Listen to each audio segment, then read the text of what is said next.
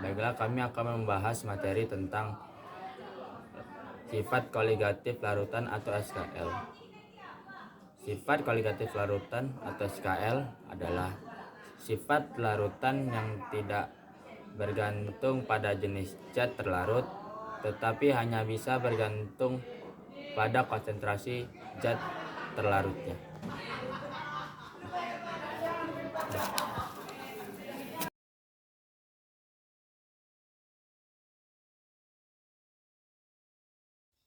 Kenaikan titik didih. Kenaikan titik didih berarti larutan mendidih pada suhu yang lebih tinggi daripada pelarut murninya. Misalnya, saat kamu menambahkan garam ke air untuk memasak pasta, titik didih larutan akan naik, sehingga pasta masak lebih cepat. Ini dikarenakan partikel garam menghambat perubahan fase air dari cair ke gas, sehingga dibutuhkan suhu lebih tinggi untuk mendidih. Rumusnya, delta TB sama dengan dikali KB dikali M. Selanjutnya kita punya penurunan titik beku. Ketika zat terlarut ditambahkan ke pelarut, titik beku larutan menjadi lebih rendah.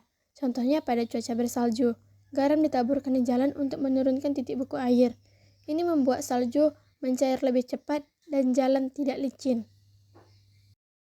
Rumusnya, delta TF sama dengan KF dikali M.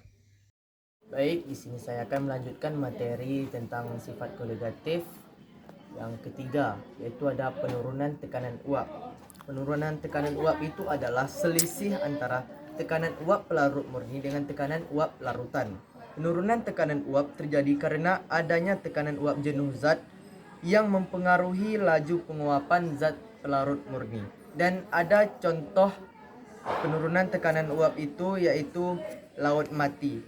Laut mati itu adalah contoh dari terjadinya penurunan tekanan uap pelarut oleh zat terlarut yang tidak mudah menguap air. Berkadar garam sangat tinggi, ini terletak di daerah gurun yang sangat panas dan kering. Adapun rumus dari penurunan tekanan uap itu adalah delta P sama dengan P0 dikali XT.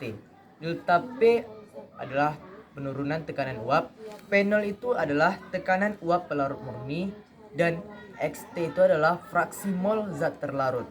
Baik, dan ada yang keempat yaitu tekanan osmotik. Tekanan osmotik itu adalah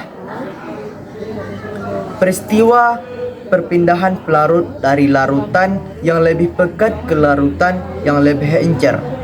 Adapun contoh tekanan osmotik dalam kehidupan sehari-hari yaitu penyerapan air oleh akar tanaman. Akar tanaman memiliki konsentrasi zat terlarut yang lebih tinggi daripada tanah di sekitarnya, sehingga air tanah dapat masuk ke dalam akar dan dialirkan ke seluruh tubuh tanaman. Dan adapun rumus dari tekanan osmotik yaitu V sama dengan mRT. V itu tekanan osmotik, M itu adalah molaritas larutan, R itu tetapan gas, dan T itu suhu yang mutlak. Sekian materi sifat koligatif yang dapat saya sampaikan. Selanjutnya materi selanjutnya akan disampaikan oleh rekan saya. Terima kasih.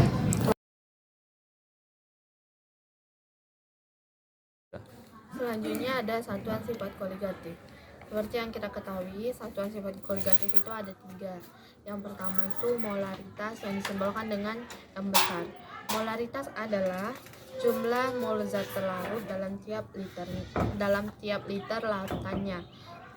Untuk mencari molaritas ada beberapa rumus. Yang pertama itu mol per volume, atau untuk mencari molaritas bisa menggunakan rumus gram terlarut per mr dikali 1000 per volume, yang dimana volumenya ini dalam bentuk mililiter. Selanjutnya ada satuan sifat koligatif. Seperti yang kita ketahui, satuan sifat koligatif itu ada 3. Yang pertama itu molaritas yang disimbolkan dengan M besar. Molaritas adalah jumlah mol zat terlarut dalam tiap liter larutannya. Untuk mencari molaritas ada beberapa rumus. Yang pertama itu mol per volume, atau untuk mencari molaritas bisa menggunakan rumus gram terlarut per mr dikali 1000 per volume, yang dimana volumenya ini dalam bentuk mililiter. Yang terakhir, satuan sifat koligatif yang terakhir itu ada fraksi mol yang disimbolkan dengan X. Fraksi mol adalah jumlah mol zat terlarut atau pelarut dalam tiap larutannya. Rumus untuk mencari mol terlarut itu gram terlarut per mr, dan untuk mencari mol pelarut itu ada gram pelarut per mr. Sekian dan terima kasih.